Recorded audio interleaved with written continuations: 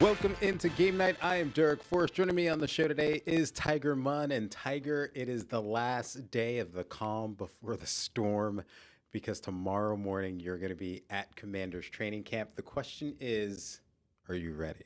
I am ready. You can see the bags under my eye starting to develop. I think hang on, who's this camera?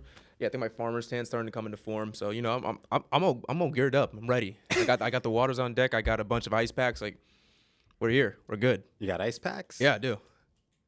The only thing missing is the air condition, right? Apparently, the Commanders offered air conditioning. You said apparently, right? But we're not taking it because you guys are gonna.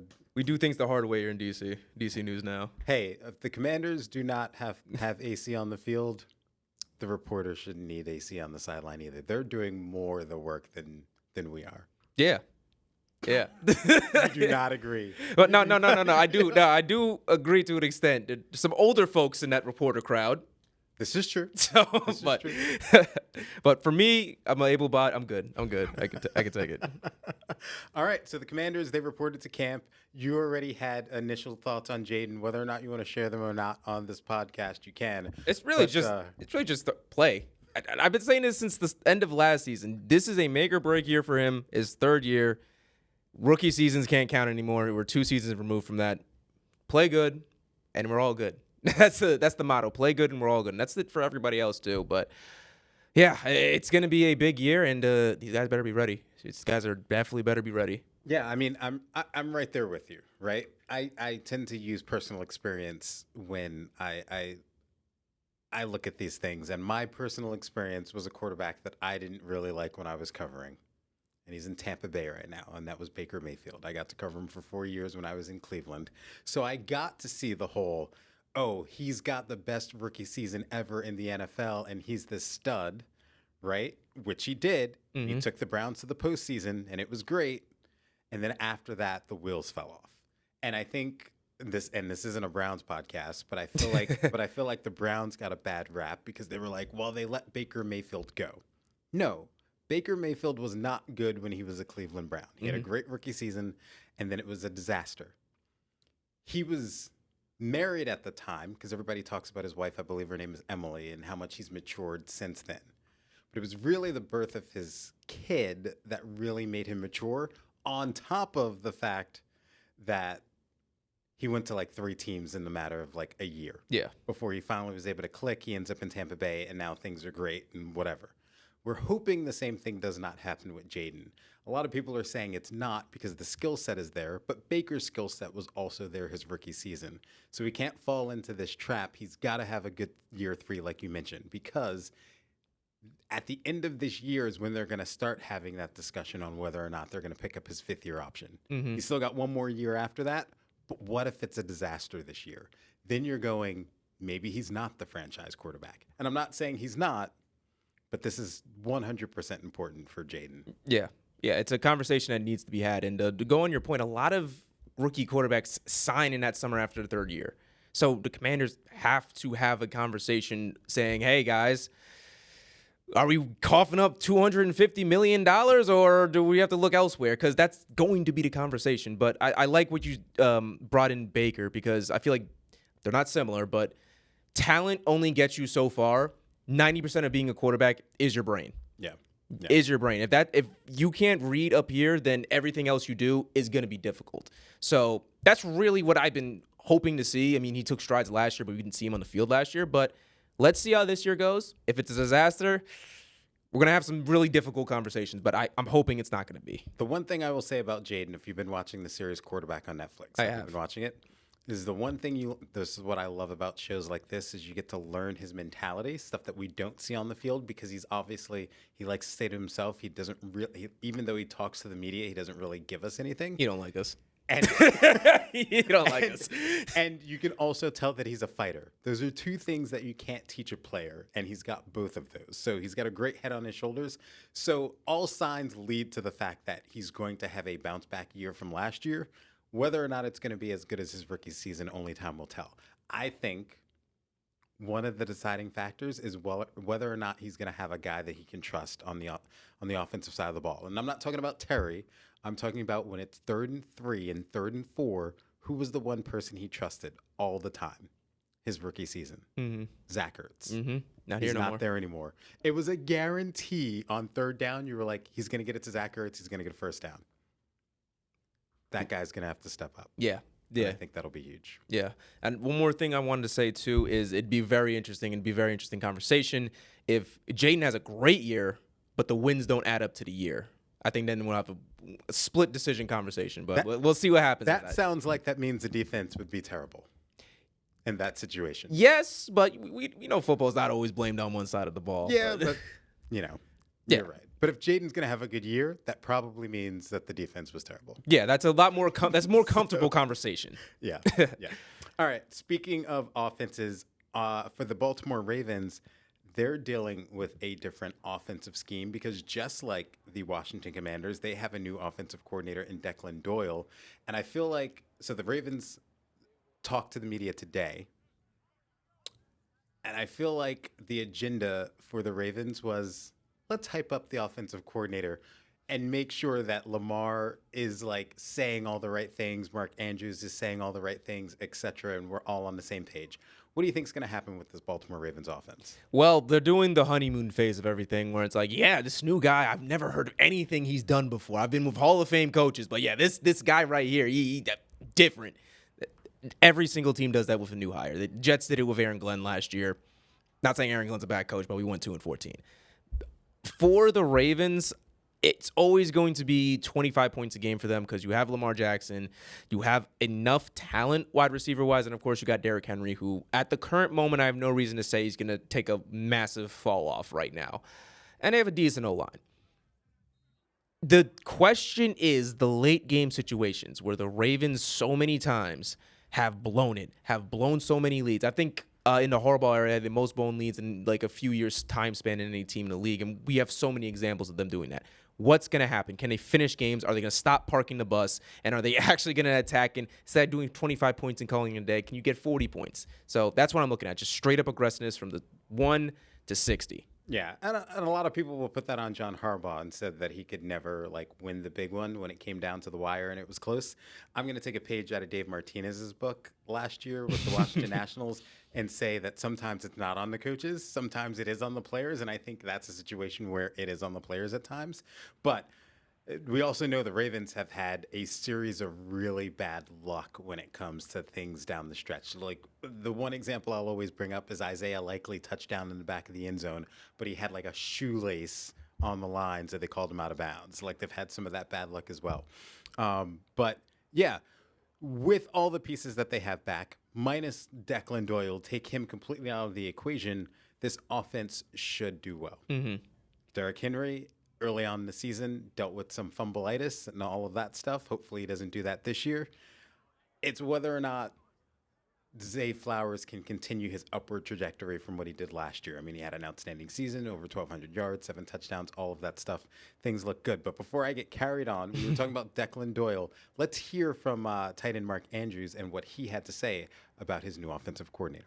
First things first, he loves football, man. He loves what he does, and he just brings a whole dynamic of ball and just appreciating the game each and every day and doing things the right way. And I think as a culture and as a team, just being able to feed off that, take his word and build off that, because I think we continue to stack days and just hear what he's saying, good things will happen. You know, it's a lot of new people and, you know, just different energy and a different group, and just getting to learn and communicate and do all those things. When you first meet somebody, you got to, you know, kind of feel them out. And I think that feeler stage is kind of out of the way. And now we're able to get down to business, do what we need to do, get better each and every day. And that's what we're focused on.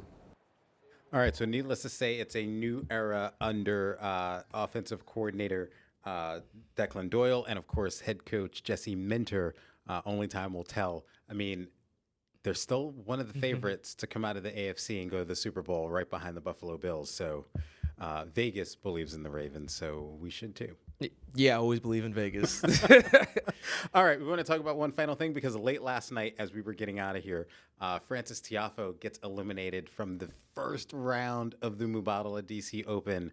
A little bit of a disappointing run for Tiafoe. Yeah, disappointing is an understatement. It's his home area, and losing in the first round, especially a guy to his caliber, that's that's bad. Yeah, I just not much I could say about this.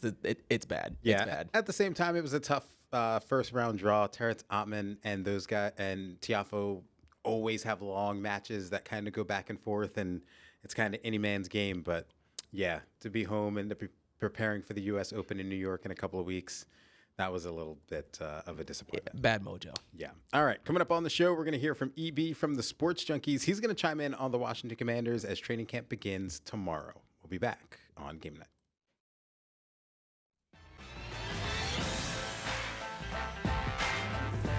Welcome back into Game Night. Derek Forrest. Earlier today, I caught up with EB from the Sports Junkies, and we were talking Washington Commanders, of course, because they report tomorrow morning in Ashburn, Virginia. But I want to get his expectations for training camp for the next couple of weeks. I'm ready for them to start playing games. This guy's showing up for little practices, running around their shorts. And, I know it's real training camp, but I'm ready for the games already. So, yeah, I'm more than ready, Derek. Unfortunately, I don't think just these guys showing up and hitting each other a little bit these next few days is going to quench that thirst quite yet. In fact, the preseason doesn't even do that anymore, right? The good news is I think we're something like we got to be around 49, 50 days or so before the real bullets start flying. And that's what I'm ready for. Yeah. Regular season NFL football. Bring it on. All right. So when it comes to the Commanders in training camp, do you have any expectations for the next couple of weeks? I don't know. I think a lot of the pieces are kind of in place. I don't know that there are that many jobs that are really up for grabs. I know people are a little concerned about like Trey Amos being on the PUP list. I'd like to see that be resolved. Hopefully that's just sort of a formality. Guys that were injured at the end of last year, put them on the PUP list, see where they are, and then eventually clear them. Kind of a way to maybe save a roster spot or two for a few days. That's what I'm hoping. So hopefully that's not a real issue. Everybody wants to see what's going to happen in the guard position between Chris Paul and Brandon Coleman. That'll be interesting.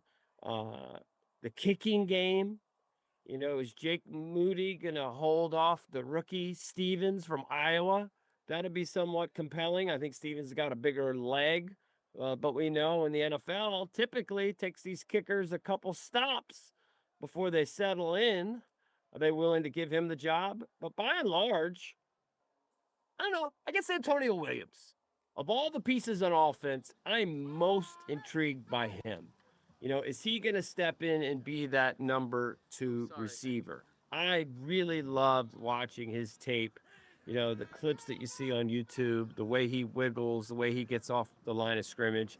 I think he's got a real opportunity to be something in this league. So I'm excited to see him for sure.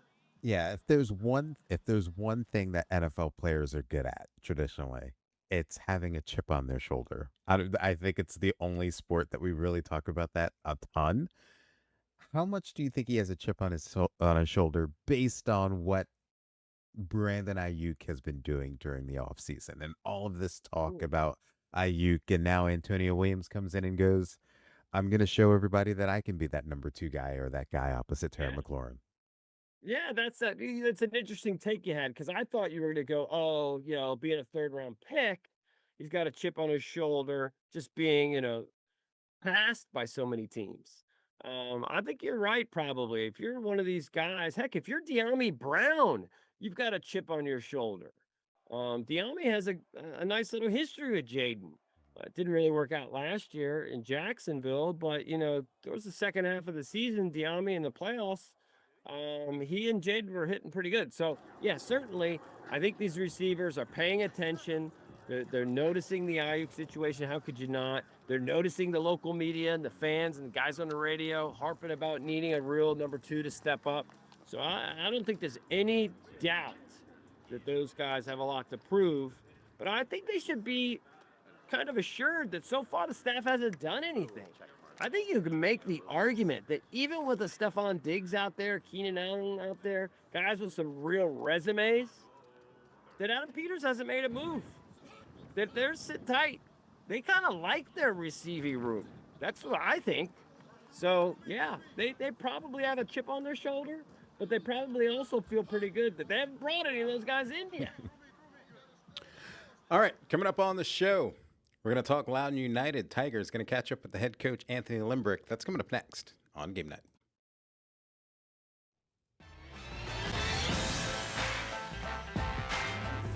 Welcome back into Game Night. Earlier today, I spoke with Loudoun United head coach Anthony Limbrick after coming off a big win against Indy 11, winning that one 1-0.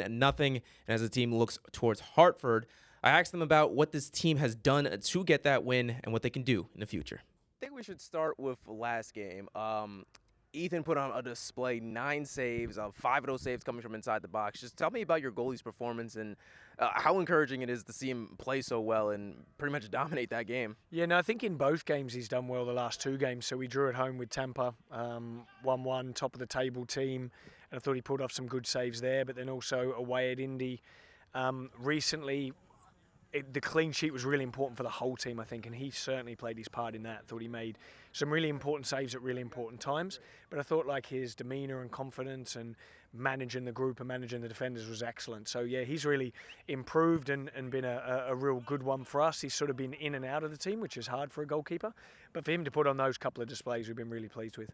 And game-wise, the game against Indy, that was a gritty game. Indy getting 20 shots up, and you guys not allowing a single one through the net. Just when you see a defensive performance from the whole team like that, what are your thoughts as a coach? Yeah, we've been doing a lot of work of in and around the box, defending the box, our positioning, our first contact, our cover in and around the box, and the players, to their credit, have really taken that on board. So really pleased that with what they've been doing and what they've been showing. And I think the word you said, gritty and grit, was an absolute that type of performance. It was everybody from the back, from the defenders to the keeper to the forwards as well, defending the goal. And they were a huge team, Indy, so we're a big set play threat. They had sort of 6 or 7 players over 6'3", 6'4" towards the end of the game. So we had to stand up for ourselves, and it meant a lot to us that we got that win. We needed that one, and it was really important. But from an overall defensive display, to keep a clean sheet there, we're very pleased with.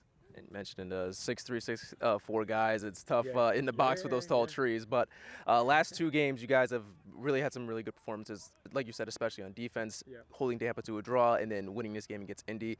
Based on the last 2 performances, just what have you seen from the team that has really kind of driven this defensive mindset and brought you guys to some really good performances the past couple weeks? Yeah, I mean, it's a good question. We've been defending well, but we want to attack well, and we want to attack more as well. We feel like if we have a good solid base defensively, then that gives us more of a chance to attack. And we've drawn a lot of games this season so far, but we've all been trying to win those games. So whether even in the Tampa game at 1-1, we scored 83rd minute, we're still trying to push and try and win the game.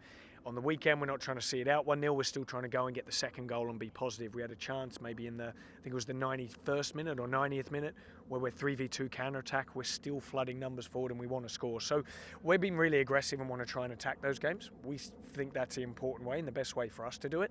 But there, in turn, we've defended or improved our defending as a whole team in certain areas. So we want to try and get the balance of that, but we're a front foot team. We want to attack, and we definitely need to score more goals to keep getting the results that we have, and it's a big game this weekend. And speaking of the game this weekend, what kind of challenge does Hartford present for you guys, and what do you think you'll excel at in this game? Yeah, Hartford are a very physical team as well, but they're a lot more probably on the counter-attack. They've got 2 good strikers. They're quick and pacey on the changeover transition. They look to get crosses in the box as well, so we'll have to defend well again. But I think that when we play our football, particularly at home, we're a match for anyone. We've shown that against Louisville, against Charleston at home, against good teams, against Tampa. So, yeah, I think we've got a lot of areas where we can exploit them, and I think we can score. It'll be about how we defend, but get the balance right of just what we talked about before. So it'll be a good challenge there, just above us in the table, and I think it's a big game for both teams. And speaking of the table, season's not over yet. There's still a lot of soccer left to be played, or football in this case. Let me be respectful. Yeah. Starting to get around that time of the year, the wins are getting more important, and each point matters. So as you look towards this half of the season, just what's your message for the team, and how are you guys looking to stay consistent? Yeah, I mean, the information from us is that we have drawn too many games this season. Like we just talked about, we haven't meant to draw those games. However, the draws then mean that we're very close to the wins, and I feel like in the last couple of performances we've shown that we can tip those in our favour into the wins. I feel like we're in a good run in the last couple of games, which is important. Like we said, it's a big game this weekend, but we're getting closer to those playoff spots. That's our goal. We want to get in the playoffs. And I think it's how you finish, not how you start. It's an overall saying, but a very, very important one. And you can see a lot of teams in this league in the past years have started slow, but ended up getting themselves into the playoffs and then come on strong from there. And that's something that we'll be looking to do. I feel like we're coming together as a team, and that's really important. It's taken time, of course, but I think we're starting to get there, which is good.